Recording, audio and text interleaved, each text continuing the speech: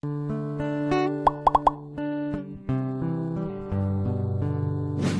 we continue with the rest of the video, we could use your help. Click that like button to help spread the word about watchJojo, and also be sure to subscribe and click the notification bell so you don't miss our future videos. A family stripped this decaying old building and restored it to its show-stopping former glory. If you'd have seen it a few years ago, you might not have thought much of the Alhambra Theatre in Dunfermline, Scotland. It was a crumbling mess. It was also a poignant reminder of a bygone era when small cinemas and theaters were the beating cultural hearts of the communities they served. But it's amazing what a little bit of TLC can do to even the most desperate building. And that's exactly what the Alhambra has been given. After years of disrepair, the theater has finally been restored to its former glory. The theater first opened its doors in August 1922. When it was originally built, it served a dual purpose as a theater venue and a cinema. And this was by no means a backwater venue. In fact, by the standards of the day, it was something of a giant.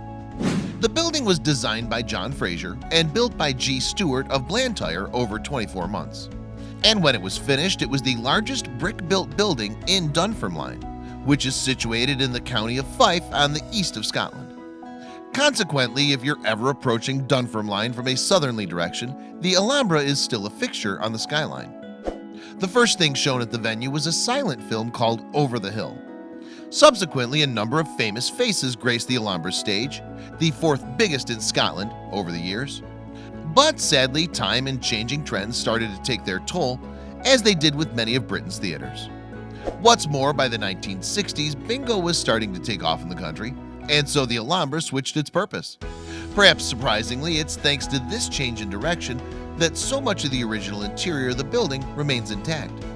Bingo, it seems, saved the day. Now, because changing the venue to accommodate bingo didn't require many alterations, the Alhambra remained largely untouched. The venue changed hands a number of times during its former life before it eventually became all but abandoned in 2006. Indeed, the bingo company had moved to a different location in Dunfermline, so the Alhambra's doors were locked for what many thought would be the last time.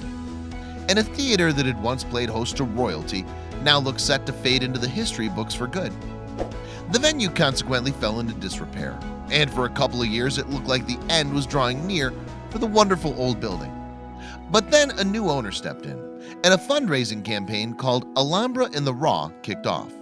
Eventually, out of a period of neglect, a new Alhambra was born in 2008. Refurbished inside and out, the Alhambra once again became the cultural hub of the city. Indeed, the venue began to draw in some impressive shows, ranging from live music bands to touring productions. What's more, it hosted the first West End touring production to appear in Dunfermline for nearly 80 years when it staged Blood Brothers. The refurbishment was undertaken by property developer Bill Fletcher and his family, and all in all took around 2 years. This was, coincidentally, about the same amount of time it took to build the theater in the first place. Meanwhile, it wasn't just the interior of the venue that was restored to its former glory. A symbol of the Alhambra's illustrious past was reinstated as well. A neon sign had been installed in 1950. This orange and cerise symbol of the Alhambra was the largest such illumination in Fife. It could be seen from 25 miles away in Edinburgh, but it was removed in 1975. However, as part of the theater's restoration, in 2011 it was put back up. The 30-inch tall glowing letters combined to create a 20-foot tall glowing reminder of the Alhambra's past and future. The Alhambra boasts a seating capacity of 1,200.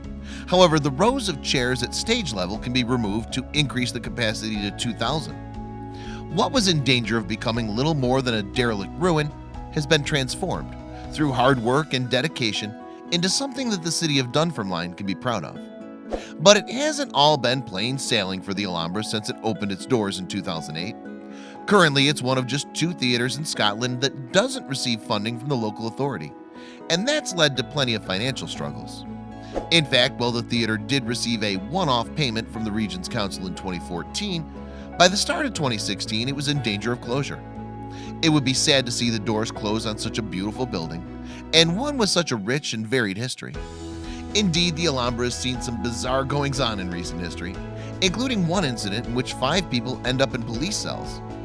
In 2012, a group of theater employees were detained after staging a mock protest with Nazi flags outside the council offices. The flags were from a performance of The Sound of Music, and the protest was purportedly staged in order to take photos for the venue's upcoming adult pantomime. Everyone was released without charge. However, that controversy didn't seem to set the Alhambra back too much. Indeed, the venue was booked out for years with a variety of shows, gigs, and other productions on offer. Since its refurbishment then, the city has played host to all sorts of entertainment, from ice skating spectaculars to chart-topping bands. Meanwhile, the before and after pictures of the Alhambra have proved to be somewhat of an internet hit.